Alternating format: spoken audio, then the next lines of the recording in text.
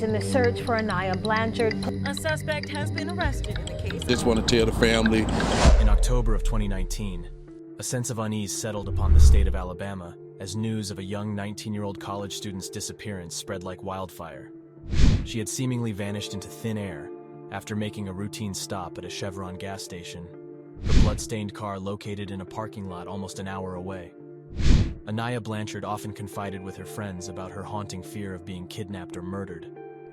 Little did she know that her worst nightmare would tragically become a horrifying reality.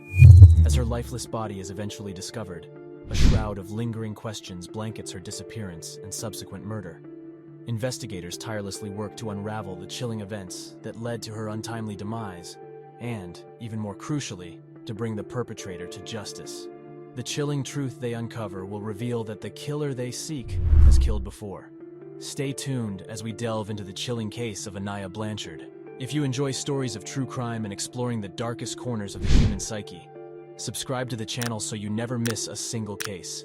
Please be advised that the following video contains graphic depictions of violence.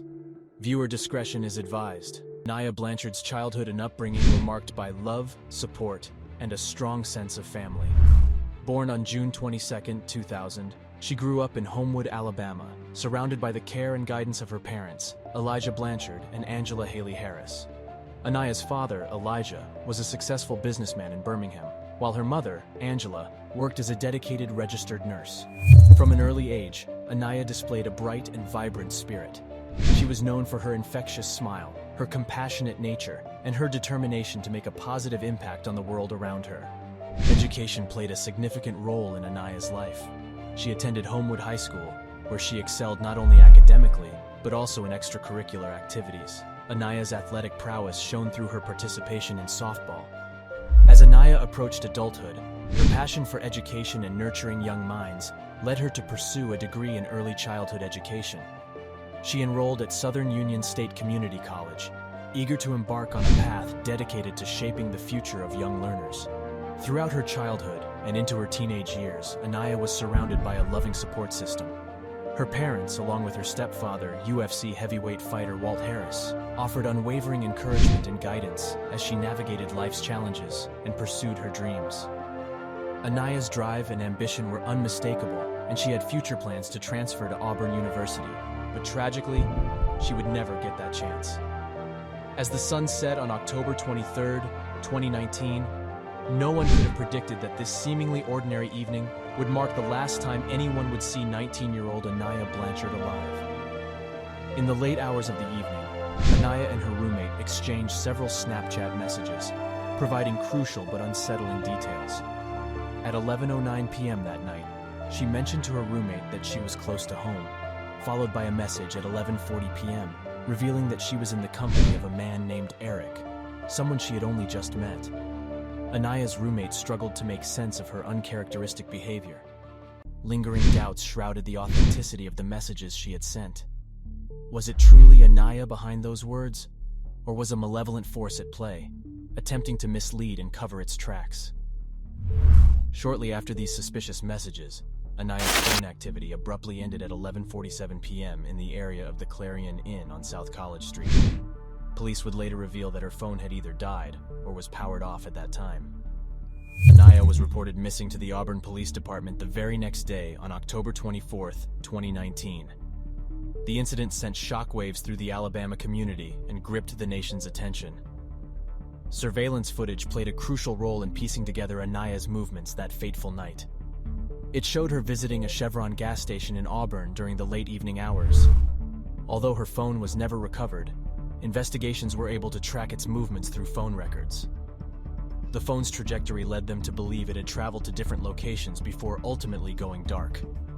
Aniya's disappearance sparked an intensive effort to find her, with law enforcement agencies, including the FBI, the Department of Homeland Security, and the Alabama Department of Forensic Sciences, all joining together to make sure no stone was left unturned in pursuit of answers. Her disappearance, and the search efforts that followed, received national media coverage, with Alabama residents and the nation as a whole eagerly awaiting updates, fueling the collective hope that Aniya Blanchard would have a safe return home. But as the days ticked by, The investigation took a grim turn, and anxiety turned to dread when Aniah's blood-stained and damaged vehicle, a black 2017 Honda CR-V, was discovered abandoned near in a parking lot nearly an hour away from her last known whereabouts. The vehicle appeared disheveled, with clear evidence of foul play. Blood found in the front passenger's seat was confirmed to be a match to Aniah's blood, indicating that she had suffered a life-threatening injury.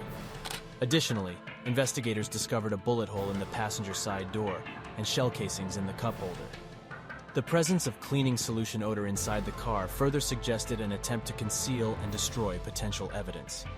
On November 6th, the Auburn Police Department released a surveillance image of an unidentified man from the gas station video, labeling him as a person of interest. The following day, he was identified as 29-year-old Ibrahim Yazid from Montgomery, Alabama. In the footage, Yazid was seen inside the store alongside Aniah. He purchased alcohol and glanced in her direction. They were later observed leaving the gas station together. A witness came forward, stating they saw Yazid forcing Aniah into her car against her will and driving away. The witness also claimed that Yazid mentioned shooting a girl after she allegedly reached for the gun. Police quickly issued an arrest warrant for Yazid, who was out on bail at the time, on suspicion of first-degree kidnapping. A tip led officers to Pensacola, Florida, where he was located near Interstate 10's Pine Forest Road exit. Yazid attempted to flee on foot and refused to comply with orders. He was physically removed by law enforcement from his hiding spot before being taken to the Escambia County Jail, and soon after, extradited back to Alabama, where he was held in the Lee County Jail without bond. Several weeks after the arrest of Ibrahim Yazid for kidnapping, another man named Antwain Fisher was taken into custody on November 22nd. Fisher, who had a prior criminal history, claimed to have assisted Yazid in disposing of evidence and providing transportation on that fateful night. According to Fisher's account, Yazid informed him that he needed to retrieve something, prompting Fisher to drive him north on Interstate 85 towards Shorter. They made a stop in Montgomery, where Yazid acquired an assault rifle. They then proceeded to a cemetery off I-85, where Fisher allegedly witnessed Yazid dragging what appeared to be a body wrapped in a comforter. Just days after Fisher's confession, the remains of Aniah Blanchard were discovered in Macon County, concealed in the woods near County Road 2. Tragically, her skull bore a bullet hole, confirmed by the autopsy as the cause of her death. As a result, Yazid's charges of first-degree kidnapping were upgraded to capital murder. As the investigation progressed, it became evident that Ibrahim Yazid had a history of criminal activity, and Aniah Blanchard's blood was not the only one on his hands. In 2012, he had attempted to take the lives of 2 police officers by intentionally crashing his car into theirs. Additionally, in 2017, he was arrested for aggravated battery against a police officer. In January 2019, Yazid was connected to a crime involving 4 assailants who robbed and brutally assaulted 2 men, one of whom was left severely injured and near death, an elderly man of 77 years. Most shockingly is that in June 2020, Yazid faced charges for the murder of Stephen Hamby. These shocking revelations painted a disturbing picture of Yazid's violent past and underscored the magnitude of the crimes he was allegedly involved in, leaving no doubt about the urgent need to bring him to justice. Ibrahim Yazid currently faces 2 counts of capital murder, and the district attorney is seeking the death penalty. In March of 2023, he pleaded not guilty to all murder charges. Conclusion: the tragic murder of Aniah Blanchard sent shockwaves through the community, leaving a profound void in the hearts of her friends and family. In the face of such profound loss, Aniah's memory lives on through the ways in which she is honored. Memorials and tributes were held, celebrating Aniah's vibrant spirit, her love for others, and her aspirations for a brighter future.